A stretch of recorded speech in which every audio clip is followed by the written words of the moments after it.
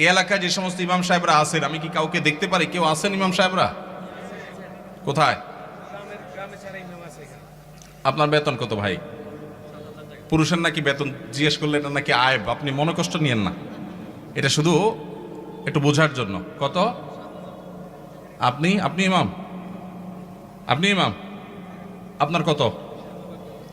দোনোজনের 7,000 7,000। কোন এলাকার আপনারা? ওনাদের বাইরের মসজিদ। আপনি কোন মসজিদের ইমাম? বড় মসজিদ নাম কি? পশ্চিম পাড়া বড় মসজিদ। পশ্চিম পাড়া বড় মসজিদের কমিটির লোকজন কারা আছেন? কোন মসজিদ? কই? উনি পূর্বপাড়া। হ্যাঁ, পূর্বপাড়া মসজিদের মসজিদ কমিটির লোকেরা কেউ ভাই আছেন? হাত তোলেন, হাত তোলেন, হাত তোলেন, নাহলে আশপাশের লোকজন বাইর করে দিবে কিন্তু। হাত তোলেন। আছে পূর্বপাড়া কেউ? আছে? আছে?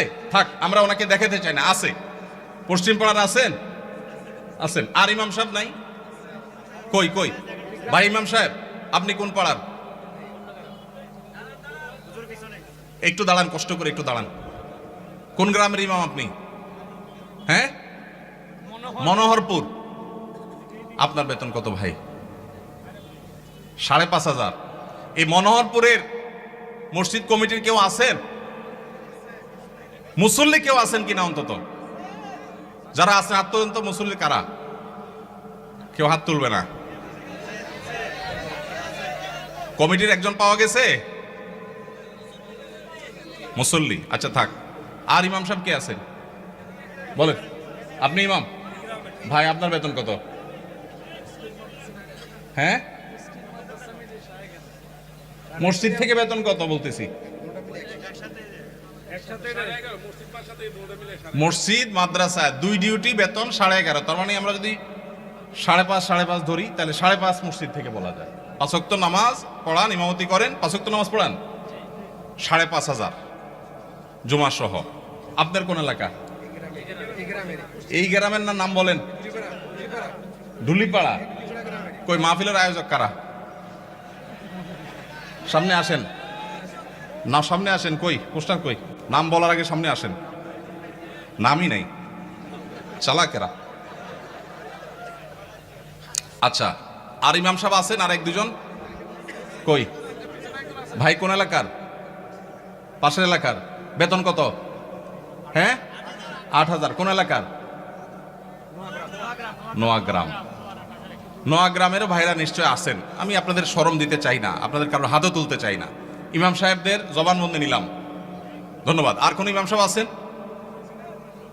মুরব্বী দাঁড়ান একটু। ইমাম সাহেব দাঁড়ান কষ্ট করে। কোন এলাকার ভাই? জি,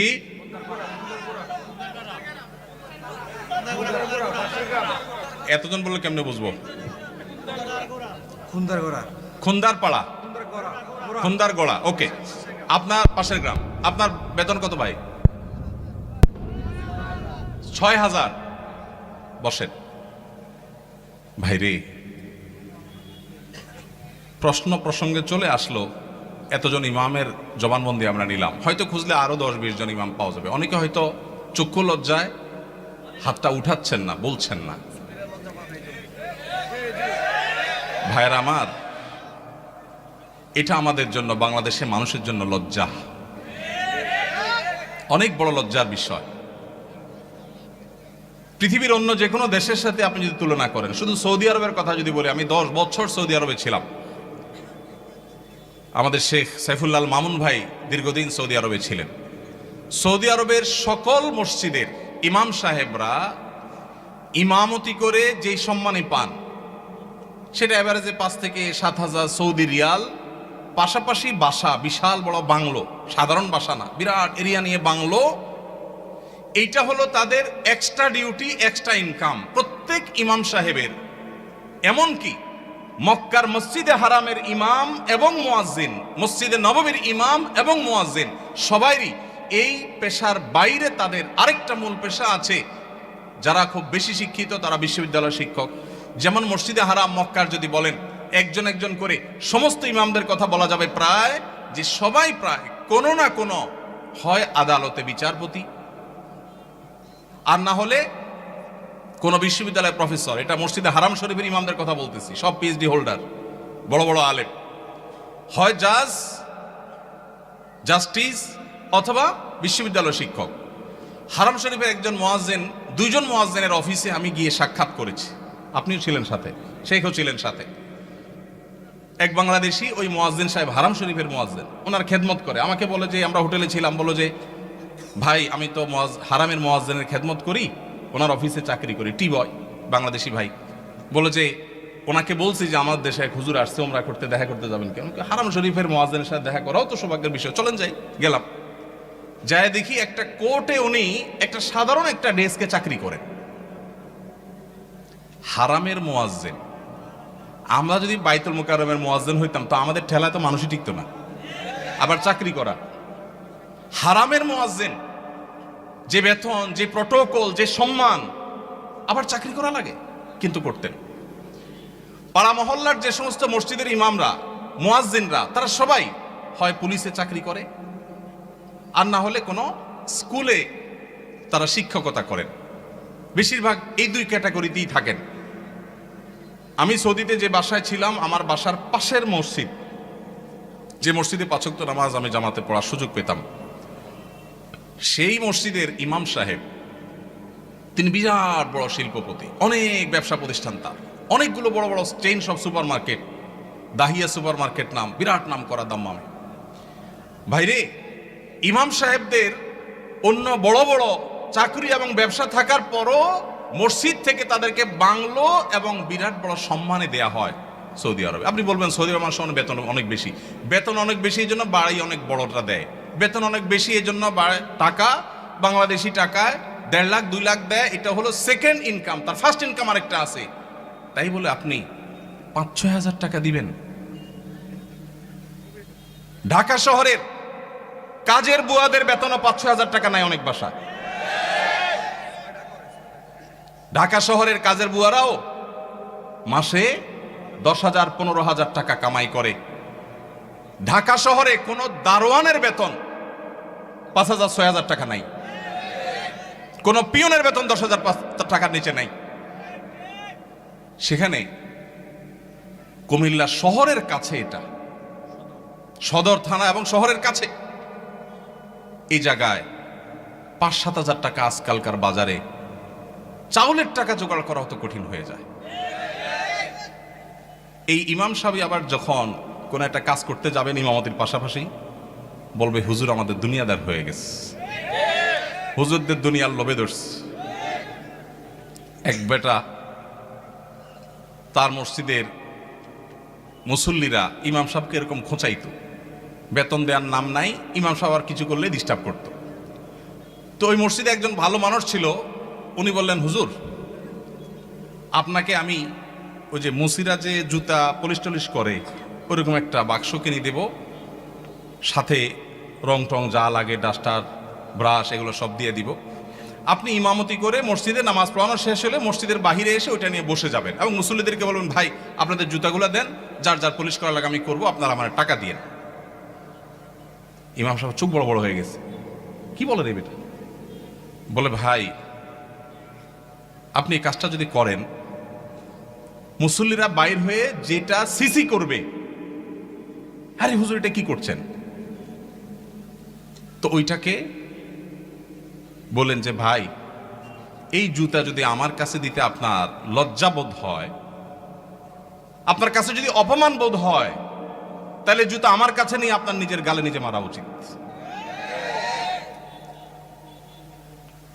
আমি বলছি না যে আক্ষরিক অর্থে ইমাম সাহেবকে ওইটা মারতে তিনি বলেছেন, অনেক আগে ঘটনা কোথাও শুনেছি, সত্য হতে পারে, রূপক হতে পারে, কিন্তু এই গল্প আমাদের শিক্ষা দেয়। আমাদের মসজিদের ইমাম সাহেবদের, মুয়াজ্জিন সাহেবদের সম্মানে আমরা দিতে চাই না, মাহফিল করে বক্তার জন্য মোটা অঙ্কের হাদিয়া রেডি রাখি।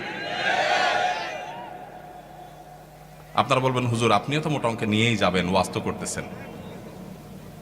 ভাই আমাকে মোটা দেখ, চিকন দেখ, না দেখ, এটা নিয়ে আমার মাথা ব্যথা নেই আলহামদুলিল্লাহ, এবং আল্লাহর মেহেরবানিতে এটা আমার কোনো প্রত্যাশাও নাই আল্লাহর ফজলে। কিন্তু মাহফিল আয়োজকদেরকে বলতে চাই, যারা মাহফিল আয়োজন করেন লক্ষ লক্ষ টাকা যদি মাহফিল পিছনে খরচ করতে পারেন, ইমাম সাহেবদের বেতন কেন 15,000 20,000 টাকা হতে পারে না? এই দেশে বিভিন্ন শ্রেণী পেশার মানুষদের বেতনের সর্বনিম্ন স্কেল বা একটা স্কেল ঠিক করে দেওয়া হয়। আমি দাবি করতে চাই, আমাদের রাষ্ট্রের উচিত, রাষ্ট্র নিজে ইমাম সাহেবদেরকে মূল্যায়ন করতে না পারলেও মিনিমাম যেন তাদের একটা সমাজে সম্মানজনকভাবে চলতে পারে, সেজন্য তাদের একটা সম্মানজনক বেতনের স্কেল ঘোষণা করা হোক। আর সমাজের যারা বিবেকবান মানুষ, আল্লাহর হস্তে তারা ইমাম সাহেবদের সম্মান দেওয়া, মর্যাদা দেওয়া শিখবো তো ইনশাআল্লাহ। আপনারা এলাকার মানুষ যারা আছেন, প্রশ্ন প্রসঙ্গে হয়তো আপনাদের ইমাম সাহেবদের বেতনগুলো আমরা জানতে পারলাম, আপনারা মনে কষ্ট নেবেন না। আপনাদেরকে ছোট করা আমার উদ্দেশ্য না। আমার উদ্দেশ্য হলো আমাদের বিবেকগুলোকে জাগ্রত করা। কোনো মসজিদ কমিটির লোকজন যদি এখানে থাকেন, তাহলে আমি আপনাদেরকে বলবো, এমনকি মুসল্লি ভাইরা যারা আছেন তাদেরকে বলবো, মসজিদে গিয়ে এটা নিয়ে দাবি তুলবেন, ইমাম সাহেবের সম্মানজনক বেতন নিশ্চিত করতে হবে ইনশাআল্লাহ। কোনো মুসলমান সমাজে এটা হতে পারে না। সৌদি আরবের কথা আমি বলেছি, সৌদি আরবেরটা আমি কাছে থেকে দেখেছি। এই জন্য আমার মনে হয় না পৃথিবীর অন্য কোনো মুসলমান সমাজে মানুষের গড়ে একজন রিকশাওয়ালাও 10,000-এর বেশি ইনকাম করে, সেই সমাজে ইমাম সাহেবের বেতন 4,000 5,000, এটা কোনোদিন গ্রহণযোগ্য হতে পারে না। আপনাদের এই ঢুলিপাড়ায়, কুমিল্লা, আপনারা যদি সারাদিনে আর কোনো কাজ না, একটা কাজই শুধু করবে, এরকম একজন অশিক্ষিত শিক্ষাবঞ্চিত মানুষকেও নিয়োগ দেন, তারপরও তো 4-5 হাজার টাকায় পাবেন না। কিভাবে একজন ইমামকে আপনারা 5,000 টাকা বেতন দেন? কোন মসজিদের দায়িত্বশীল ভাইরা আছেন যে আপনারা তওবা করবেন যে ইমাম সাহেবের বেতন 10-এর উপরে উঠাবেন? কেউ আছেন? থাকলে পার্টিকুলার কেউ থাকলে বলেন। কেউ আছেন? সভাপতি সাহেব, সেক্রেটারি সাহেব যদি থাকেন যে আলোচনা করবেন, অন্তত এ ওয়াদা করবেন। আপনি কোন মসজিদের নাম বলেন? নোয়াগ্রাম। এখন বর্তমান বেতন কত ইমাম সাহেবের? উঠছেন যেহেতু জিজ্ঞেস করি। 7,000। এখন নিয়ত করছেন কত দিবেন? 25 সাল থেকে। 25 সাল মানে এখন তো 25 শুরু হয়ে গেছে। 10-এর প্রস্তাবনা আছে। মাশাআল্লাহ মাশাআল্লাহ। ভাইয়ের মসজিদ কোন এলাকা? নোয়াগ্রাম চৌধুরী বাড়ি। আপনি কি কমিটির? ভাই কমিটি সেক্রেটারি। ওনার মসজিদের ইমাম সাহেবকে ওনারা এই মাস থেকে 10,000 টাকা দেওয়ার নিয়ত করেছেন। বলেন আলহামদুলিল্লাহ। আমরা বলবো 10,000 নয়, যেহেতু এখন একবার বাড়াইছেন ভালো কথা, 6 মাস পরে বা 1 বছরের মাথায় 15,000 টাকা করবেন ইনশাআল্লাহ। যখন ওরা সেটারও নিয়ত করবেন। নোয়াগ্রামের ভাইয়েরা আপনারা দেখে শুনে রাখেন, কিন্তু রাগ করেন নাই তো আবার? জাযাকাল্লাহ খাইর। আর কোন কমিটির ভাইরা আছেন যে নিয়ত করবেন, নিয়ত চেঞ্জ করবেন? বলেন দেখি, বলেন। আজকে ভিন্ন কালেকশন হোক, বউ কালেকশনই তো করলাম। ভাই কোন মসজিদের বলেন? জি মাশাআল্লাহ, 10,000 রানিং দিচ্ছেন। একটা ভালো উদাহরণ পাওয়া গেল। মাশাআল্লাহ মাশাআল্লাহ, ভালো উদাহরণ আছে। কোন এলাকার? আলমপুর। কিন্তু 10,000 টাকা তো যথেষ্ট না ভাই। কবে নাগাদ আনুমানিক একটা আইডিয়া দেন না? আইডিয়া দেন না, আলাপ করেই তো দিবেন। আপনি তো একা দিবেন না, অন্তত প্রস্তাবনা দিয়ে, যে মাহফিল থেকে হুজুররা প্রস্তাবনা দিছে, অন্তত 15,000-এর ভিতরে রাখেন, 12 থেকে 15 ভিতরে ইনশাআল্লাহ। কবে নাগাদ? আলোচনা সাপেক্ষে। ঠিক আছে। আপনি মসজিদ কমিটির কি সেক্রেটারি সাহেব? মাশাআল্লাহ, আল্লাহ সেক্রেটারি সাহেবকে তৌফিক দান করুন, বলুন আমিন। একটা ভালো দৃষ্টান্ত। ভাইরা 10,000 দিচ্ছেন মাশাআল্লাহ, কিন্তু 10,000 যথেষ্ট না ভাই। 10,000 যথেষ্ট হতে পারে না। আল্লাহ তাআলা আমাদেরকে উলামায়ে কেরামের, মসজিদের ইমাম সাহেবদের মূল্যায়ন করার তৌফিক নসিব করুন। আমি ভাই একাধিক মাহফিল এমন ঘটেছে যে মসজিদে গিয়ে ইমাম সাহেবদের বেতন কম, এটা ব্যক্তিগত আলোচনা জানতে পেরেছি। আমি আমার মতে করে কমিটির ভাইদেরকে দাওয়াত দিয়েছি এবং বোঝানোর চেষ্টা করেছি। আমরা মাহফিলের জন্য যদি লাখ লাখ খরচ করতে পারি, কেন ইমাম সাহেবদের দিতে পারবো না? আল্লাহ আমাদেরকে তৌফিক দান করুন।